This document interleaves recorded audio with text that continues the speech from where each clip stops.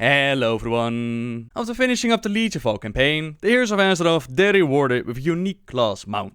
For the Mage, it's Invoker Fredgold, the man with the sexiest glasses in all of Azeroth, who lets us know that Archmage Kalik, he's requested our presence back in the Hall of the Guardian. He has found something that we might be interested in, an old journal from Archmage Antonidas. In it, he speaks of a project that he was working on but unable to finish, a flying disc that could attune itself to the rider's magical specialization. He needs us to track down the different pieces, give it to Antonidas' most trusted friends, and at this point, I kinda expect Jaina to be one of them, considering that she was his apprentice and all, but sadly, she doesn't make an appearance in this quest. We do visit Archmage Solyndra, the portal trainer right here in Dalaran, who was given the tri-disc of the Arcane. She hasn't thought about it in years, and after Antonidas died, she decided to hide the disc away, since there was no reason to continue their research. But if we think that we can finish what Antonidas started, then she's more than happy to give it to us. The next piece was given to none other than Khadgar himself, but that was years ago, back when he was still studying at Karazhan. At the time, he was working with Archmage Alturus, who might still know where the disc is right now, so we fly out to Karazhan and we ask the mage about it, who lets us know that it's in his sanctum, and while normally it would be trivial to travel there, the demons in the cellar, they might be a problem as they stand in front of our portal. We fight our way through the master cellar, or we hide away in the shadows, we enter Alturus' sanctum, and we pick up the tri-disc of fire. The last piece that we need, that is the Frost-infused one, a project for which Antonidas teamed up with Archmage Cedric. He's overseeing the reconstruction of Old Dalaran near the crater created by Archmage, so we have a chat with him and he lets us know that the disc was stolen, by ogres no less. They raided the ruins a while back and unfortunately made off with the disc, but no ogre will stand in our way of a brand new class mount. We head out to the ruins of Alterac to take care of Okrok Ice Touch and we pick up the tri-disc of Frost. With all 3 pieces collected, our journey with Kalik takes us into the Eye of Eternity, where we can safely finish what Antonidas was unable to complete. Welcome, Archmage.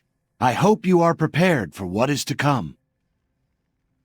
Antonidas infused these discs with the very energies we mages seek to control. However, he and his fellow Archmages were unable to diffuse the excess energy, leaving them in their current state. I will dismiss the wards, keeping them in check. I believe that by channeling power through your artifact weapon into the discs, you will provoke a response. Should the need arise, these apprentices can supply you with essentials. I suggest you take note of their offerings. I wish you luck. A word of warning. If you leave this place, you will lose all progress and be forced to begin the task anew. Let me leave you to it.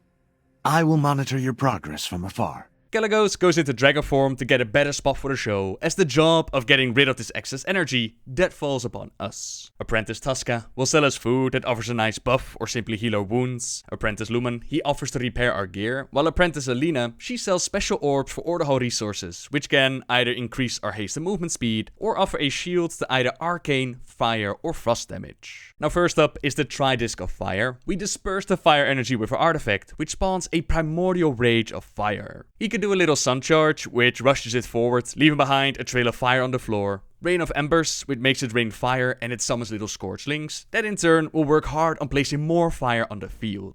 On top of that, it also has a buff called Burning Rage, which increases its spell haste and critical strike, but a buff that we can steal for ourselves as we show our command of fire. Well Safe done, travels. Archmage. Purging the disc of excess energy has stopped its violent resonance while in proximity to the other discs.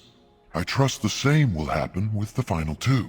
Luckily, after each battle, cooldowns and debuffs are reset, so we can immediately go for the next disc, the Disc of the Arcane. From this one, Primal Rage of the Arcane spawns, which disperses patches of Arcane on the field, it summons copies of itself, and it has a bar that fills up. But I'm not entirely sure what that did, since I just focused on the first target, and the Rage of the Arcane, it went down easily enough. Maintain your focus, Archmage. Only 1 disc left to disperse. Remember, my apprentices can offer aid. Last but not least, we have the Tri-Disc of Frost, with the Primal Rage of Frost. This one shoots out frostbolts, it summons Sparks of Frost, which in turn cause biting shards. It has Glacial Spears, which move around in a circle, and it causes an avalanche, which actually creates a wall of ice on the field. One that puts you out of line of sight, which was pretty damn cool to see. Not even the Primal Rage of Frost is strong enough to take us out, and we finish up with cleansing the discs of their excess energy. There, you did it! The discs can now align and fuse into one!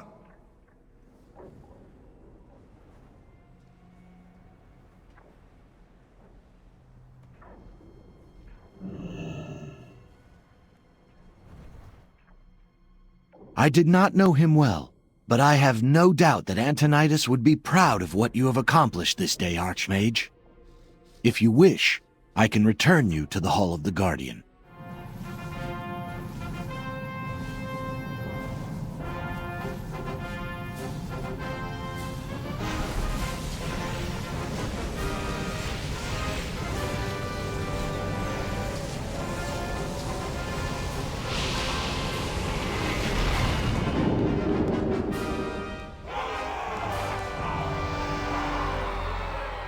To say that we have earned our Archmage status, that would be an understatement. Our success today proves that we were born one. That is how mages obtain their Prismatic disc, which comes in 3 different variations depending on the spec that you play. After filling up your artifacts, you can also buy a toy called the Magical Saucer, which allows your battle pet that you have out to join you in the air with a magical disc of their very own. For me, this is probably the worst looking mount out of all of them. I enjoyed the quest well enough, you get to go to different locations, you got a couple of fun fights out of it, but there just isn't that much that they have done or could have done with the disc. I wouldn't say it's a bad mount per se, but it's no flying undead dragon or a talking wild god or freaking tornado.